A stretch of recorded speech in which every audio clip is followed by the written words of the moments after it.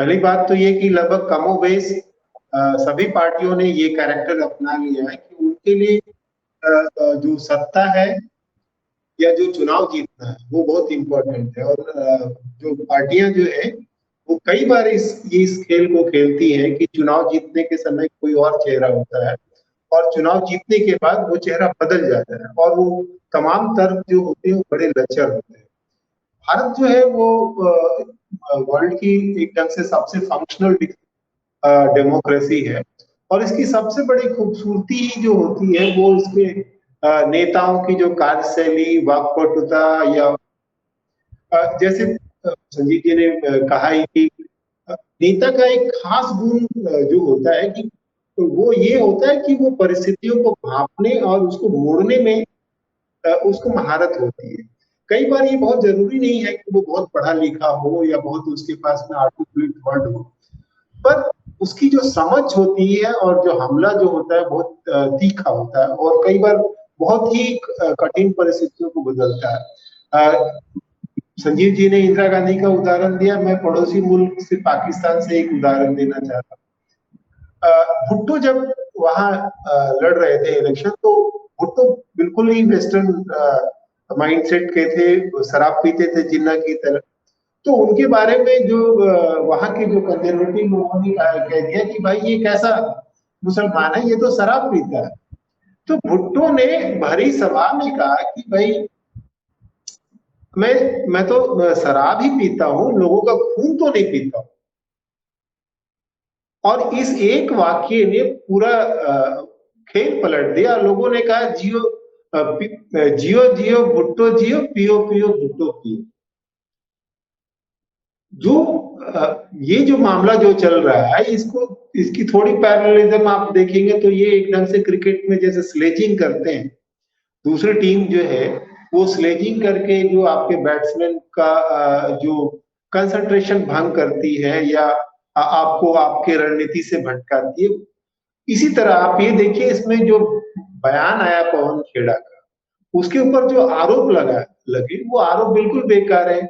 उसमें रिलीजियस भावना की कोई बात नहीं थी। आसाम की पुलिस आई, दिल्ली से चंडीगढ़ जाते समय उनको प्लेन से उतारा गया और उसके बाद जो उन्होंने बयान दिया और उस बयान को जिस ढंग से लपका गया और जिसके साथ पैकेज करके पेश किया गया। फिर जो कर्नाटक का मामला जो आप बता रही हैं जिस हिसाब से, तो अगर आप हाल के दिनों में नजर डालेंगे बीजेपी की स्ट्रेटेजी पे तो आप देखेंगे कि दो उनकी रणनीतियां बड़ी मुखर है। एक तो किसी भी विरोधी पार्टी के नंबर 2 को अपनी तरफ ले लेना, ताकि वो जो सारी आपकी जो लूप होल्स है, जो आपके रिसोर्स सेंटर है, वो आपको पता हो जाए विरोधियों के।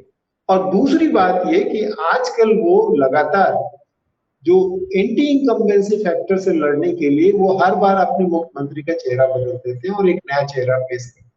नॉर्थ ईस्ट में भी ये बात आई है और नॉर्थ ईस्ट में थोड़ी स्थिति इसलिए डायलेमा हो जाती है कि वहां पे चीजें बहुत डिफ्यूज हैं, अलग अलग प्लान्स हैं, थोड़े पॉकेट्स है, तो वो नहीं कर पाते।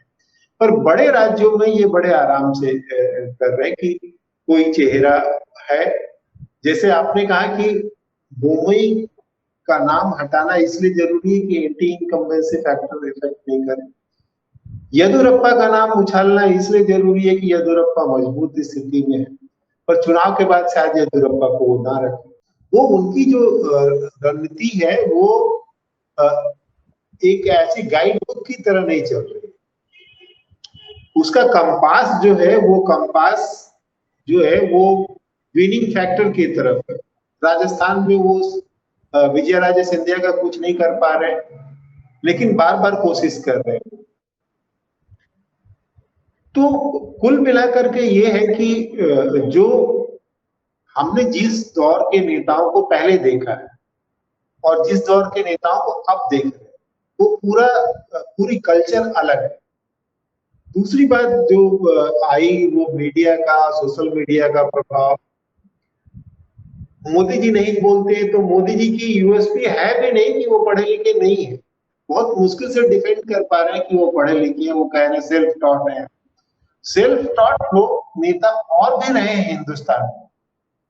कामराज बहुत पढ़े लिखे नहीं थे, ऑस्कर फर्नांडिस बहुत पढ़े लिखे नहीं थे, लेकिन कोई उसके बारे में ये नहीं कह सकता कि उनको प्रेस को फेस करने में उनको कोई प्रॉब्लम नहीं थी। पर मोदी जी के साथ आप देखेंगे कि अक्सर या तो फेस नहीं करते हैं, टू वे कम्युनिकेशन या इम्प्रॉम्प्चू जवाब कभी भी नहीं देते हैं, वन वे कम्युनिकेशन करते हैं और अटेंशन के लिए बहुत कोशिश करते हैं, किसी सेलिब्रिटी के जरिए इंटरव्यू देते हैं, चाहे वो उनका जो एड गुरु है, क्या नाम है उनका, उसके थ्रू इंटरव्यू दे रहे हैं, कभी अक्षय कुमार इंटरव्यू ले रहा है, तो पूरी वो एक एड फिल्म की तरह स्क्रिप्टेड होता है। उसी तरह ये हमको समझना पड़ेगा कि जो भाजपा की जो रणनीति है उसमें ये जो सारा कुछ मोदी जी बोलते हैं और करते हैं वो सिर्फ मोदी जी करते हैं, उनकी भी एक लकीर खींची और उसी हिसाब से वो चल रहे हैं। मुश्किल हमारे पास ये है कि जो टीम है भाजपा की या जो उसके पीछे जो टीम है आरएसएस की, उसका तोड़ जो हमारे विपक्षी दल नहीं निकल पा रहे। शायद उनकी जो परवरिश जो हुई है वो एक जो रेनबो कोalition के दौर में हुई है और भाजपा जो जिस स्ट्रेटेजी पे चल रही है वो रेनबो कोalition या लिबरल अम्ब्रेला कैरेक्टर वाले पे नहीं चल रही है। वो उसकी clear cut defined voter list है जिसपे वो काम करती है और वो कहती है कि हमको ये चीज नहीं चाहिए, ये चाहिए। हाँ, जैसे मुख्य सवाल ये है कि क्या भाजपा, तो ये एक भ्रम है ना कि मतलब जो कांग्रेस के बारे में ये चीज कहना कि वो अपने नेताओं का सम्मान नहीं करती, खास करके इस जो मोदी तेरी कब्र खुदेगी, और उसके जवाब में जब वो कह रहे हैं कि वहां पे कमल खिलेगा, जब देश की 130 करोड़ जनता जो है वो वहां पे कमल, अगर कांग्रेस ये कह रही है तो कमल खिलाएंगे, वो सब इस तरह की बातें हैं। लेकिन जो ये है कि मतलब ये सिर्फ कांग्रेस की परंपरा है ऐसा वो साबित कर रहे हैं, और भाजपा की परंपरा नहीं है ऐसा वो कह रहे हैं। लेकिन क्या सच में ऐसा है? मैंने खास तौर पे कहा कि जब उन्होंने निजलिंगप्पा की बात की और जब उन्होंने इनकी बात की पाटिल की बात मनोरमा में इसमें एक फेमस कोट है, एक पीआर के गुरु माने जाते हैं आईविल लेवी, और जो जो पॉलिटिकल डिस्कोर्स में जो स्पिन डॉक्टर्स का जो क्वाइन हुआ है कि उनका काम होता है कि कोई चीज को कैसे वो फ्रेम करते हैं। आई विल लेवी की एक मशहूर जो कोट है जो बार बार एड में और पीआर में आता है, उसका कोट है कि truth is like a liquid, it takes the shape in which you put it. वही जो थोड़ा सा स्पेस जो खाली है उसमें ये जो पॉलिटिकल पंडित्स जो होते हैं या जो स्पिन डॉक्टर्स होते हैं वो खेल करते हैं। यूपी में देखिए, यूपी में आप देखिए कि योगी जी बड़ी सफाई से अतीक वाले मामले को वो लॉ एंड ऑर्डर फ्रेम करके और बड़ी सफाई से उसका इस्तेमाल जो है वो अपना जो उनका कॉम्युनल एजेंडा है और साथ में जो बाकी विपक्षी पार्टी है उस पर हमला करने के लिए